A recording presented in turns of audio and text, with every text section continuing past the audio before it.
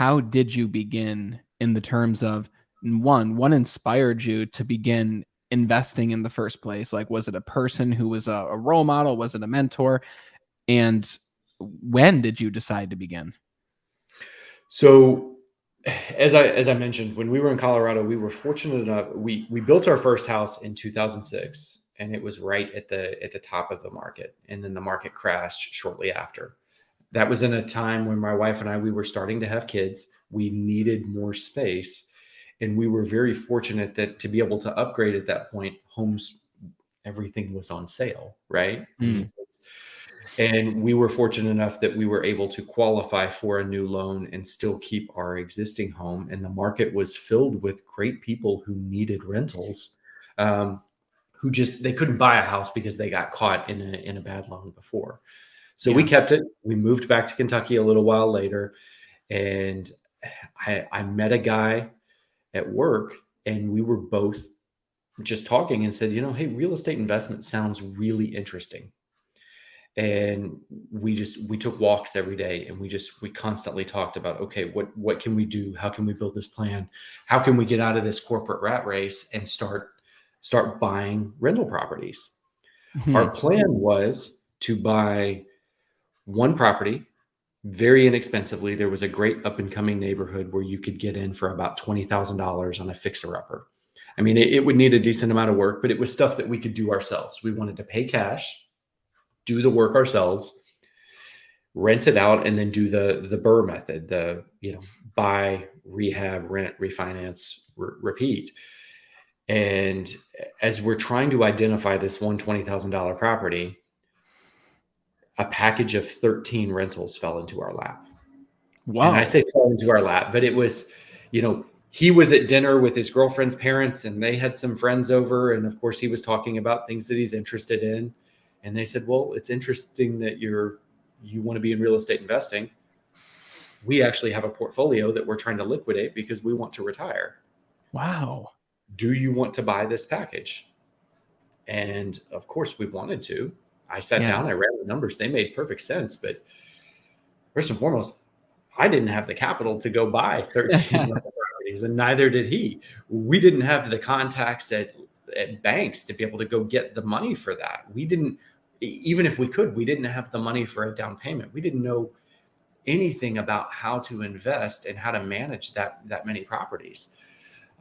We knew it was a great deal, but we kept hitting roadblocks everywhere that we turned. But through persistence, we finally decided, hey, let's go find people who have done this successfully and who own a lot of rental properties, and let's just find out what they do.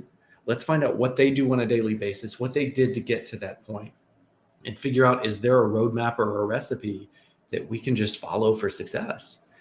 And that's what we did. We found someone who was very successful that we knew somewhat, and brought them the deal. They analyzed it. They said, yes, absolutely, you can do this. They introduced us to some lenders, but we were still at this point where we didn't have the capital for the 20% down that we needed.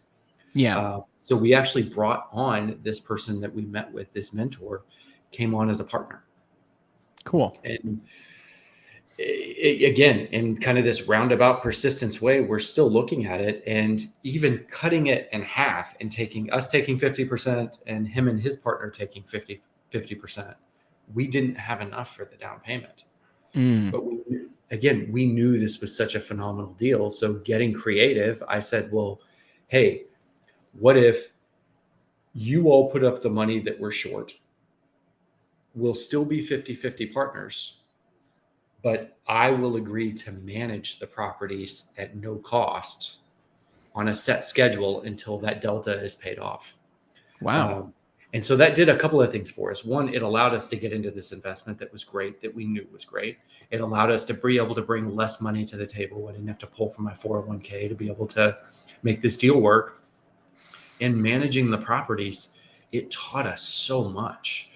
Because you know what, managing a duplex that was built in 2006 that I used to live in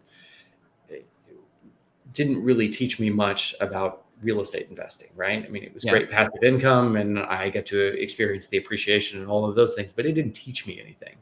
Yeah. Managing 13 units that you mostly rented out to college students, you learn pretty quick. You start learning the ins and outs of the business.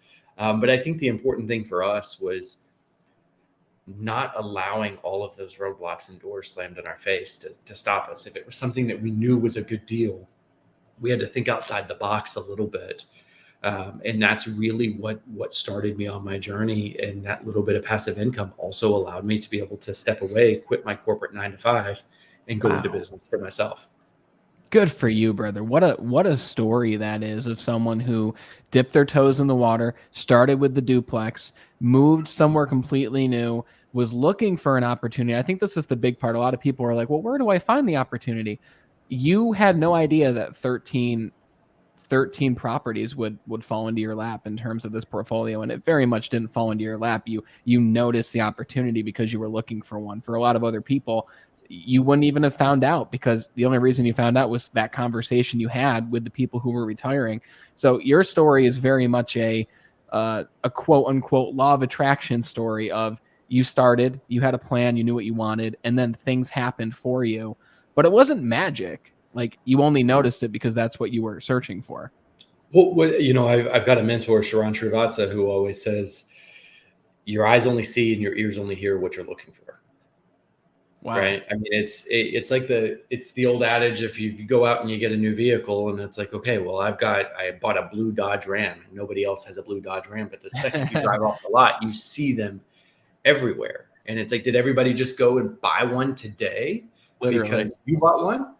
No, they've always been there. It's just you weren't looking for them. Our eyes only see and our ears only hear what we're